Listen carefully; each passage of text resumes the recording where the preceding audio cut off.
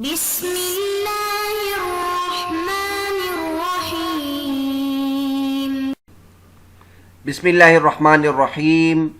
علم حدیث اور اصول حدیث کا آج سبق نمبر 19 ہے۔ آج کے سبق کا عنوان ہے حدیث کا عہد تصنیف و ترتیب۔ آج کے سبق میں ہم حدیث کا جو عہد ایسا تھا جس میں باقاعدہ اس حدیث پر تصنیف کی گئی اور احادیث کو مرتب انداز میں کتابوں میں ذکر کیا جانے لگا، اس کے بارے میں گفتگو کریں گے۔ اس سے پہلے سبق میں ہم نے اس پر گفتگو کی تھی کہ عہد تابعین میں حدیث کو باقاعدہ مدون کیا گیا تھا، اور اس سلسلے میں جن کی خدمات کو فراموش نہیں کیا جا سکتا وہ حضرت عمر بن عبدالعزیز رحمۃ اللہ علیہ ہے۔ حضرت عمر بن عبدالعزیز رحمۃ اللہ علیہ اس کے لیے فکر مند ہوئے تھے کہ حدیث ضائع نہ ہو جائے اور جو بڑے بڑے محدثین صحابہ کرام اور تابعین ہیں وہ دنیا سے چلے نہ جائے، اس سے پہلے حدیث کو مدون کرنا چاہیے۔ چنانچہ انہوں نے کئی اہل علم کو خط لکھا، جیسے ابوبکر ابن حزم ہے، سالم بن عبداللہ ہے، ابن شہاب زہری ہے۔ انہوں نے احادیث کو مرتب کیا، اور اس زمانے میں مکحول شامی، امام شعبی وغیرہ نے احادیث کو مدون کیا۔ پچھلے سبق میں ہم نے خاص طور پر ابن شہاب زہری کے حالات زندگی بھی بتائے تھے، کیونکہ انہوں نے حدیث کو جمع کرنے میں بہت زیادہ خدمت سر انجام دی تھی۔ آج کے سبق میں ہم حدیث کا عہد تصنیف و ترتیب، یہ وہ دور تھا جس میں صغار تابعین اور تبع تابعین کا دور تھا۔ صغار تابعین کا مطلب یہ ہے کہ وہ تابعین جنہیں ایک دو صحابہ کرام کو دیکھا ہو، اور تبع تابعین ان کو کہتے ہیں جنہوں نے تابعین سے استفادہ کیا تھا۔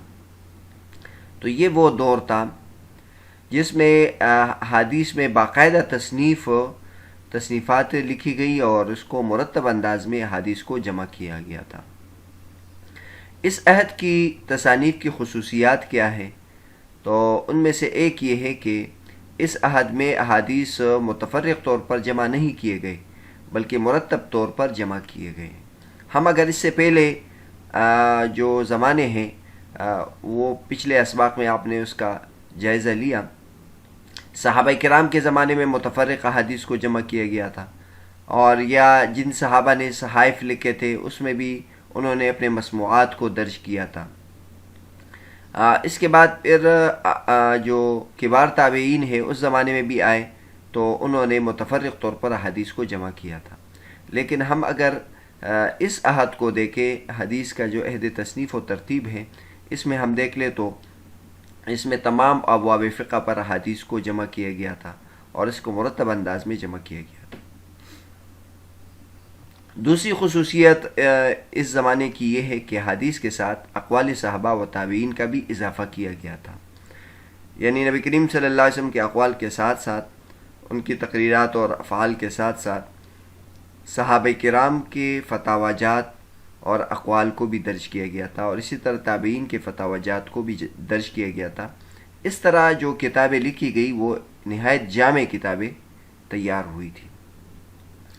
تیسری خصوصیت اس زمانے کی کتابوں کی یہ ہے کہ حدیث کو ابواب پر اور کتب پر مرتب کیا گیا تھا، یعنی کتاب الطہارت اور کتاب الصلاۃ اور کتاب الصوم اور کتاب الحج، اور پھر اس کے ذیلی ابواب تیار کیے گئے، جس کی وجہ سے احادیث بہت کا جو ذخیرہ مرتب ہوا اس سے استفادہ کرنا بہت زیادہ آسان ہو گیا تھا۔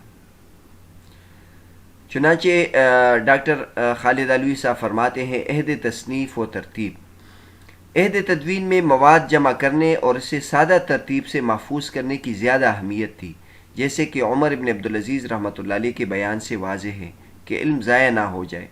اس عہد میں اس ذخیرے کو مکتوب صورت میں محفوظ کرنے کی کوشش کی گئی جو حافظوں اور صحیفوں میں محفوظ تھا۔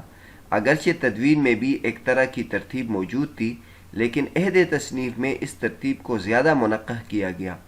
عہد تصنیف میں معلومات کو خاص ترتیب سے جمع کرنے اور ابواب کے تحت منظم کرنے کا کام ہوا۔ اس عہد کی خصوصیت تنوع ہے۔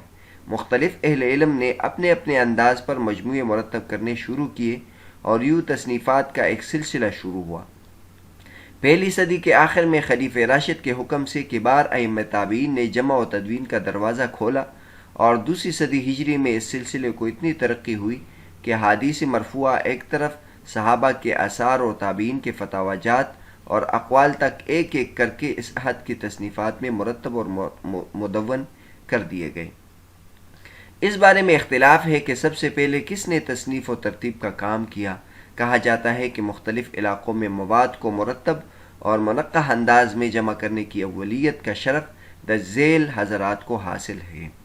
مکہ مکرمہ میں عبدالعزیز ابن جریج البصری متوفی سن 150 ہجری، مدینہ منورہ میں مالک ابن انس رحمۃ اللہ علیہ ولادت 93 اور وفات 179 ہجری، محمد بن اسحاق رحمۃ اللہ علیہ متوفی 151 ہجری، محمد بن عبد الرحمن ابن ابی ذئب متوفی 158 ہجری، جنہوں نے امام مالک کے موطا سے بڑی موطا تصنیف کی تھی۔ بصرہ میں ربیع بن صبیح متوفی 160 ہجری، یا سعید بن ابی عروبہ متوفی 156 ہجری، یا حماد بن ابی سلمہ متوفی 167 ہجری۔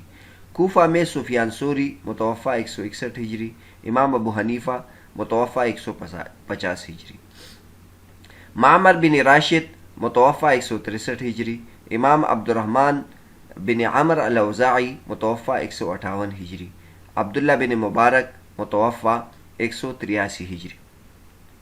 یہ کوفہ میں سفیان ثوری، یمن میں معمر بن راشد، شام میں امام اوزاعی، خراسان میں عبداللہ بن مبارک، واسط میں حشیم بن بشیر متوفی 181 ہجری، رے میں جریر بن عبد الحمید متوفی 188 ہجری، مصر میں عبداللہ بن وہب متوفی 197 ہجری۔ ان کے علاوہ اور لوگوں نے بھی کوششیں کی، لیکن اس قسم کی تمام اجزاء امام مالک کی اہم تصنیف موطا میں جمع ہو گئی، جس میں 700 حدیثیں اور 3000 مسائل ہیں۔ ایسی ہے ایک اہم کتاب امام ابو حنیفہ رحمۃ اللہ کی کتاب الاثار ہے، جسے بعض اصحاب کے نزدیک موطا پر بھی اولیت حاصل ہے۔ بقول مولانا عبدالرشید نعمانی، آج امت کے پاس احادیث صحیحہ کی سب سے قدیم ترین کتاب یہی ہے، جو دوسری صدی کے ربع ثانی کی تالیف ہے۔ امام ابو حنیفہ رحمۃ اللہ علیہ سے پہلے حدیث نبوی کے جتنے صحیفے اور مجموعے لکھے گئے، ان کی ترتیب فنی نہ تھی، بلکہ ان کے جامعین نے کیفما اتفقا جو حدیثیں ان کو یاد تھی انہیں قلم بند کر دیا۔ امام شابی رحمۃ اللہ علیہ نے بے شک بعض مضامین کی حدیثیں ایک ہی باب کے تحت لکھی تھی، لیکن وہ پہلی کوشش تھی جو غالباً چند ابواب سے اوپر بتایا کہ سب سے پہلے مرتب انداز میں جنہوں نے کتاب لکھی وہ امام ابو حنیفہ رحمۃ اللہ علیہ ہیں۔ اس سلسلے میں علامہ سیوطی رحمۃ اللہ علیہ فرماتے ہیں، من مناقب ابی حنیفۃ التی انفرد بها انه اول من دون علم الشریعۃ ورتبه ابوابا ثم تبعه مالک بن انس فی ترتیب الموطا ولم يسبق ابا حنیفۃ احد۔ امام ابو حنیفہ رحمۃ اللہ علیہ کی ان خصوصی مناقب میں سے جن میں وہ منفرد ہے، ایک یہ بھی ہے کہ وہی پہلے شخص ہے جنہوں نے علم شریعت کو مدون کیا اور اس کو ابواب میں مرتب کیا۔ پھر امام مالک بن انس رحمۃ اللہ علیہ نے موطا کی ترتیب میں ان کی پیروی کی، اور اس بارے میں امام ابو حنیفہ پر کسی کو سبقت حاصل نہیں ہے۔ بہرحال یہ حدیث کا عہد و تصنیف و ترتیب تھا۔ اس زمانے میں جن حضرات نے کتابیں لکھی اور حدیث کا ذخیرہ مدون کیا، ان میں سے اکثر کے نام آپ کے سامنے آ گئے۔ ہم یہاں عہد تصنیف و ترتیب کی جو اہم کتابیں ہیں، خاص طور پر وہ کتابیں جو الحمدللہ چھپی بھی ہے اور لوگ اس سے استفادہ کرتے ہیں، ان کی ایک فہرست آپ کے سامنے ذکر کرتے ہیں۔ ان اہم کتابوں میں سب سے پہلے کتاب الاثار ہے جو امام ابو حنیفہ رحمۃ اللہ علیہ کی ہے۔ اسی طرح دوسری نمبر پر موطا امام مالک ہے۔ امام مالک رحمۃ اللہ کی وفات 179 ہجری ہے۔ اور اس کے بعد ایک اہم کتاب مسند ابو داود الطیالسی ہے، جن کا انتقال 204 ہجری میں ہے۔ مصنف عبد الرزاق ہے، جن کا انتقال 216 ہجری میں ہے۔ مسند حمیدی ہے، جن کا انتقال 219 ہجری میں ہے۔ اور اس کے علاوہ مصنف ابن ابی شیبہ ہے، ان کا انتقال 235 ہجری ہے۔ مسند اسحاق بن راہوے ان کا انتقال 238 ہجری ہے۔ مسند امام احمد بن حنبل ہے، 241 ان کی وفات ہے۔ اور مسند البزار جن کا انتقال 292 ہجری ہے۔ یہ وہ کتابیں جو الحمدللہ چھپی ہے اور بہت زیادہ احادیث کا ذخیرہ اس میں موجود ہے، اور یہ مستند کتابیں بھی ہیں۔ یہاں ان کے ٹائٹل آپ کے سامنے ذکر کیے جاتے ہیں۔ سب سے پہلے کتاب الاثار ہے جو امام ابو حنیفہ رحمۃ اللہ علیہ کی ہے۔ امام ابو حنیفہ رحمۃ اللہ علیہ سے یہ کتاب کئی حضرات نے روایت کی ہے۔ ان میں جو چھپی ہے وہ ایک امام ابو یوسف رحمۃ اللہ کی روایت ہے اور ایک امام محمد بن الحسن الشیبانی رحمۃ اللہ کی روایت ہے۔ دوسری کتاب موطا امام مالک ہے۔ موطا امام مالک رحمۃ اللہ علیہ سے موطا کئی حضرات نے روایت کی، جس میں امام محمد بن الحسن الشیبانی کی روایت کو موطا امام محمد کہتے ہیں، اور اس کے علاوہ بھی تقریباً 8-10 روایتیں تو چھپی ہے، اور باقی اور بہت سارے لوگوں نے امام مالک رحمۃ اللہ علیہ سے موطا پڑھی ہے۔ ایک جو اہم کتاب ہے مسند ابو داود طیالسی ہے، جو سلیمان بن داود بن الجارود کی کتاب ہے، اور ان کا انتقال 204 ہے۔ یہ ان کے شاگرد نے کہا جاتا ہے کہ یہ ان کے شاگرد نے مرتب کی ہے۔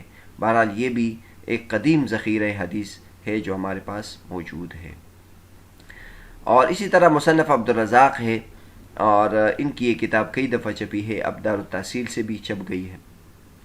اسی طرح مسند حمیدی ہے، یہ اب دارالتحصیل سے چھپی ہے، مسند ابی بکر عبداللہ بن زبیر الحمیدی۔ اسی طرح مصنف ابن ابی شیبہ ہے، اور بہت بڑا ذخیرہ ہے، یہ تقریباً 26 جلدوں میں شیخ محمد عوامہ کی تحقیق کے ساتھ چھپی ہے۔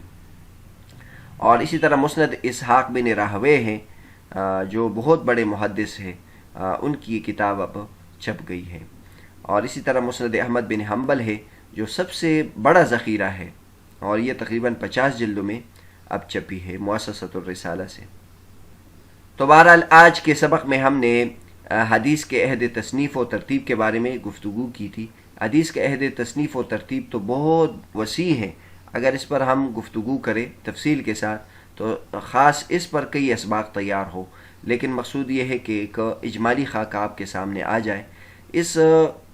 یہ جو عہد تھا یہ وہ عہد تھا جس میں صغار تابعین یعنی تابعین کا بالکل آخری زمانہ تھا اور تبع تابعین کے شروع کا زمانہ تھا۔ اس عہد میں احادیث پہ پھر بڑی بڑی کتابیں لکھی جانے لگی۔ اس عہد کی تصانیف کی خصوصیات میں سے ایک تو یہ ہے کہ اس سے پہلے احادیث متفرق طور پر جمع کیے گئے تھے، اس عہد میں صرف متفرق طور پر جمع نہیں کیے گئے بلکہ مرتب طور پر جمع کیے گئے۔ ساتھ ساتھ اس میں صحابہ اور تابعین کے اقوال اور روایات اور فتاویات کو بھی شامل کیا گیا، اور اس کے علاوہ حدیث کو ابواب اور کتب پر مرتب کیا گیا۔ اس عہد کی جو اہم کتابیں تھیں وہ آپ کے سامنے ذکر کی، کتاب الاثار امام ابو حنیفہ رحمۃ اللہ کی، موطا امام مالک، اور اسی طرح مسند ابو داود طیالسی، مسند حمیدی، مسند اسحاق بن راہوے، اور مسند امام احمد بن حنبل، اور مسند البزار۔ اگلے سبق میں ہم حدیث کا جو عہد انتخاب ہے اس کے بارے میں گفتگو کریں گے کہ احادیث اس سے پہلے تو باقاعدہ جمع ہو گئے تھے، لیکن اس کے بعد محدثین نے الگ الگ عنوانات پر منتخب کر کے اس پر کتابیں لکھی گئی، جیسے کہ مثلا صرف صحیح حدیث پر کتابیں لکھی گئی، یا مختلف الحدیث پر کتابیں لکھی گئی، یا سنن پر کتابیں لکھی گئی۔ اس کے بارے میں انشاءاللہ تفصیل سے بتائیں گے۔